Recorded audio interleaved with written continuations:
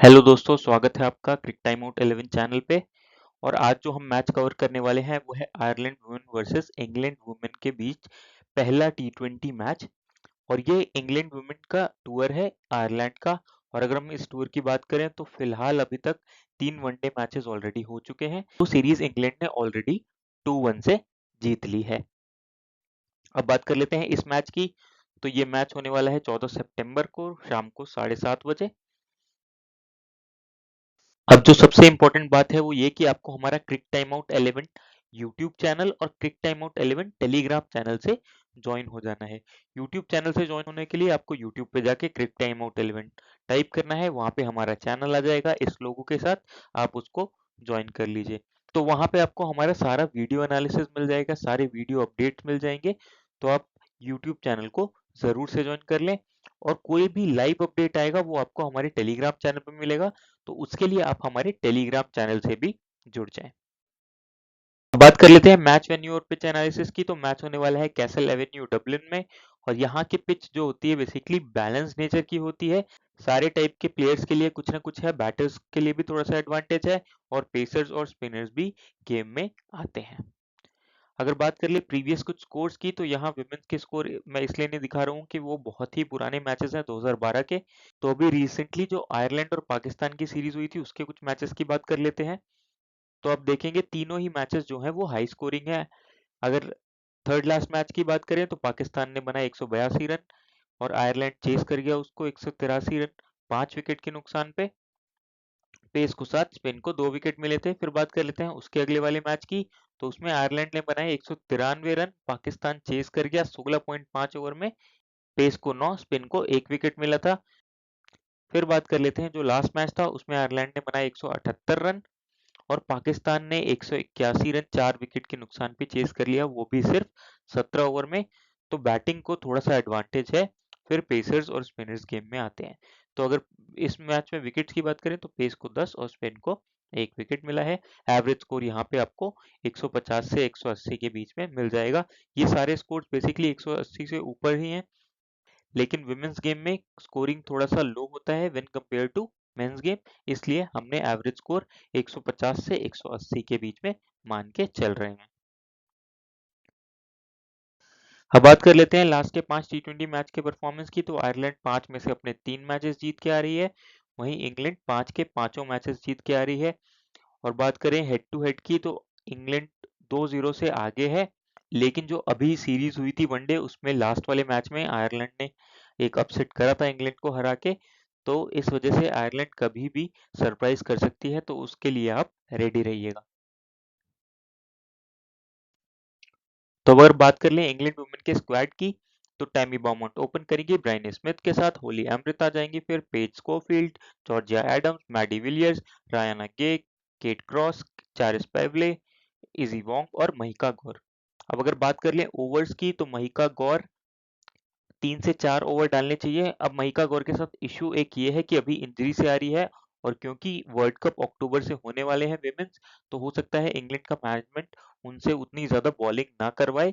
तो इस वजह से महिका गौर के मैंने 3 से 4 ओवर लिखे हैं, हो सकता है वो उससे भी कम हो जाए।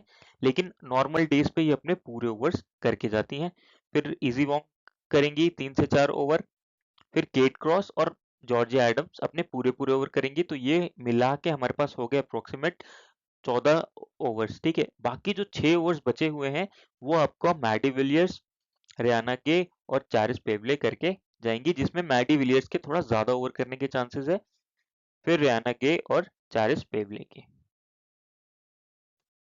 अब बात कर लेते हैं इंग्लैंड के प्लेयर्स की। तो टैमी वॉमोट 102 मैचेस की 86 इनिंग्स में 1792 रन है, 23 का एवरेज, 108 का स्ट्राइक रेट। तो अगर बात करें लास्ट के 5 मैच के स्कोर की तो एक 37 का अच्छा स्कोर आया है, एक 30 का अच्छा स्कोर आया है। अभी रिसेंटली वनडे में सेंचुरी मार के आ रही है, तो कॉन्फिडेंस हाई होगा, साथ ही साथ कीपिंग बैकअप भी रहेगा। और ये आपके लिए सबसे अच्छी ऑप्शन कीपिंग में सेक्शन से है, इस वजह से आपके लिए मैंडेटरी पिक हो जाती है। अच्छी पिक रहेंगी, जरूर कवर करके चलिए।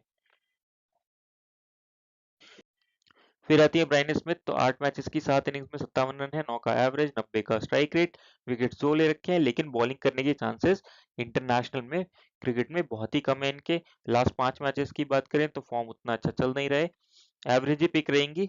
लेकिन आयरलैंड टीम क्योंकि थोड़ी सी वीक टीम है, तो आप इनको अगर कवर करके चलना चाहे तो कर सकते हैं स्मॉल लीग में भी।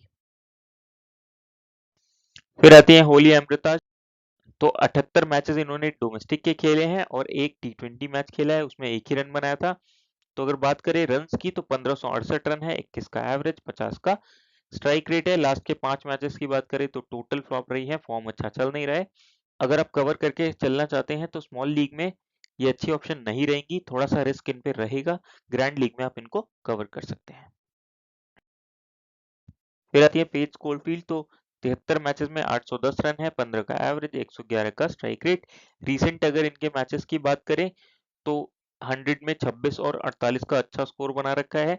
आपके लिए ये स्मॉल लीग में एवरेज ही ऑप्शन रहेगी।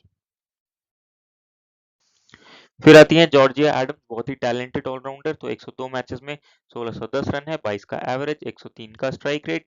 विकेट्स इन्होंने 30 ले रखे हैं। अगर लास्ट के 5 मैचेस की बात करें तो ये आपको रन भी बना के जाएंगी और विकेट भी दे के जाएंगी, इसलिए आप इनको जरूर कवर करके चलिए। कैप्टनसी के लिए भी आपके लिए ये एक अच्छी ऑप्शन हो जाती है। फिर आती है मैडी विलियर्स। तो 17 मैचेस में 14 विकेट्स ले रखे हैं। लास्ट के अगर 5 मैचेस की बात करें तो 3 विकेट्स हैं। और क्योंकि आयरलैंड की टीम थोड़ी सी वीक टीम है, तो आप इनको आराम से कवर करके चल सकते हैं बॉलिंग सेक्शन से। फिर आती है रायना गे। तो 41 मैचेस में 47 विकेट है। रिसेंट में 100 में इम्प्रेस करी थी अपनी बॉलिंग से। अगर लास्ट के 5 मैचेस की बात करें तो टोटल 3 विकेट्स ले रखे हैं और आप इनको भी कवर करके चल सकते हैं। ये बैटिंग बैकअप भी देके जाएंगी आपको।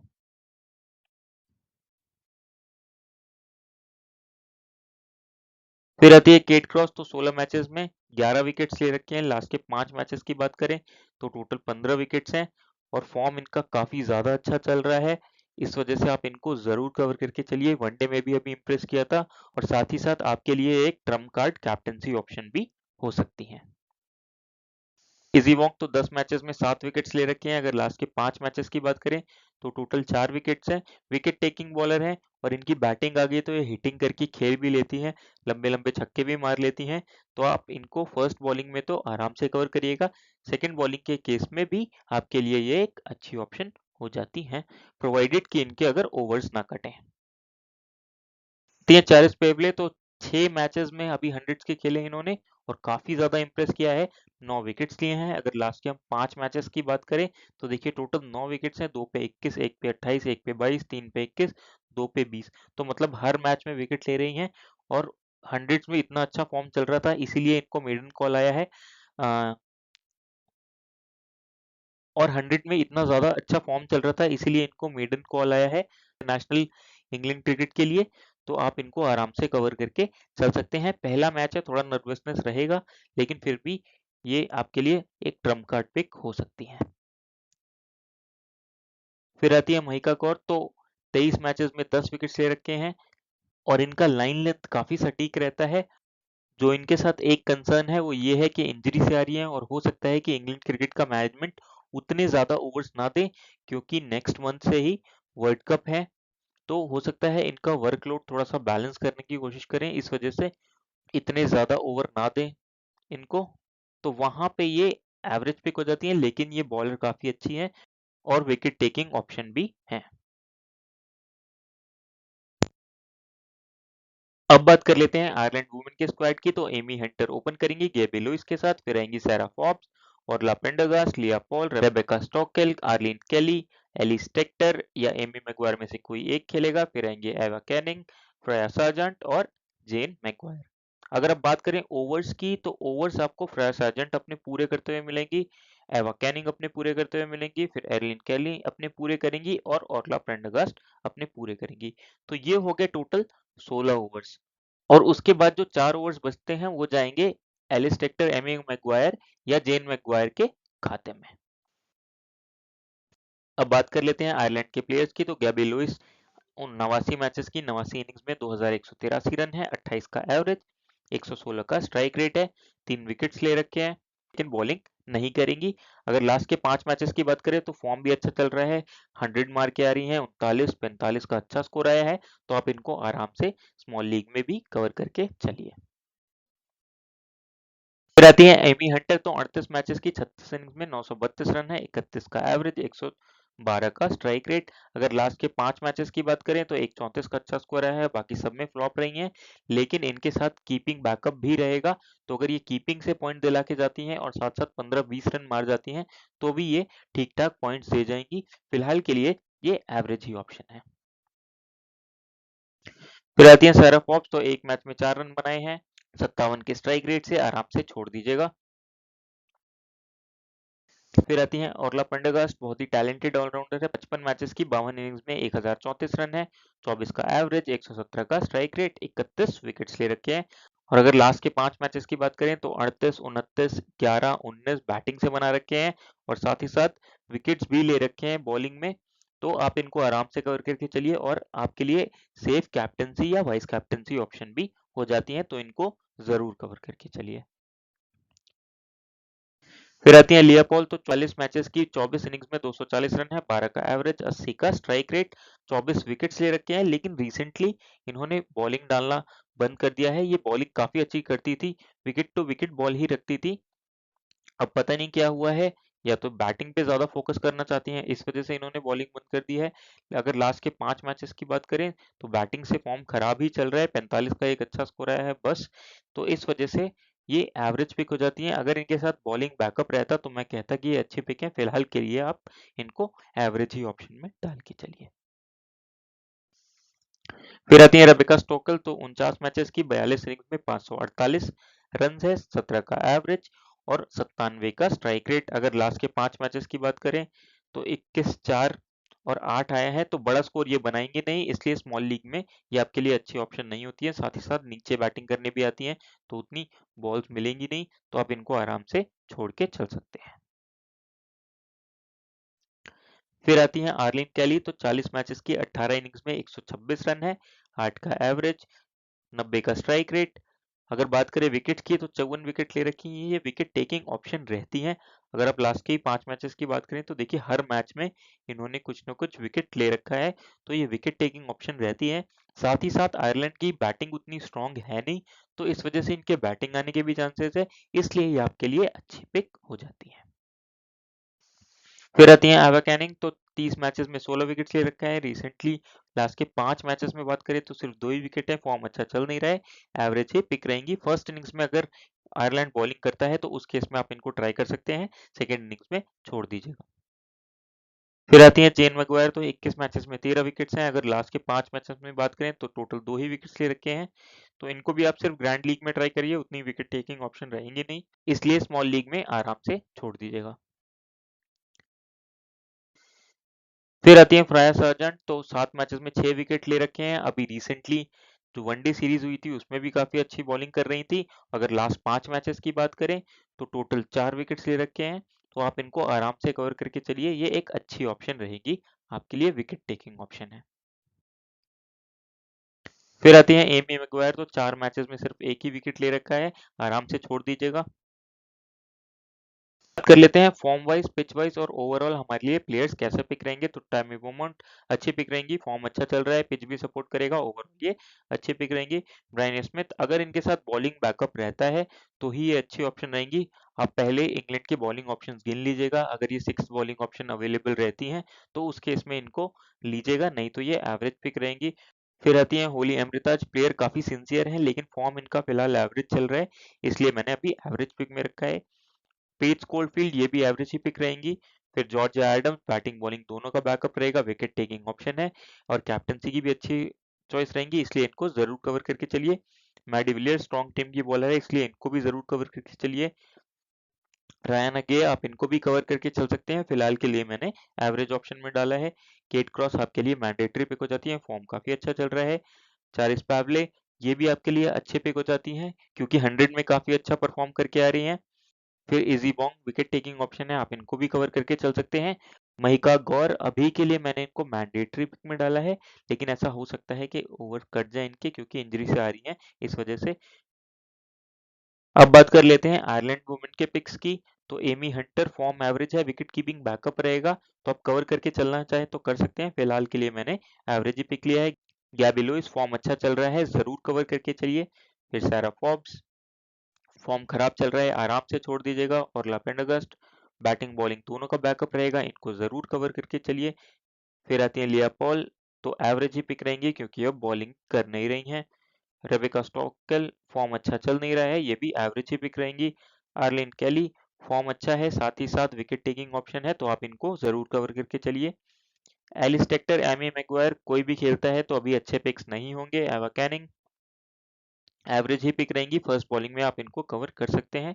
फ्रायर सर्जन फॉर्म अच्छा चल रहा है, लेकिन ये फिर सिचुएशन बेस्ड पिक हो जाती है। अगर फर्स्ट बॉलिंग करती है आयरलैंड, उस केस में आप इनको कवर करिएगा। सेकंड बॉलिंग में हो सकता है आयरलैंड इतने रन ना बनाए और फिर वहां पे इंग्लैंड आराम से चेस कर जाए, तो उस केस में इनको विकेट मिलने के चांसेस कम हो जाते हैं। जीएन मैगवायर खेलती हैं तो छोड़ दीजिएगा, फॉर्म अच्छा नहीं है और ओवरऑल भी अच्छी पिक नहीं रहेंगी। अब बात कर लेते हैं ड्रीम 11 की टीम की, तो विकेट कीपिंग सेक्शन से टाइम मोमेंटम के लिए अच्छी ऑप्शन हो जाती हैं।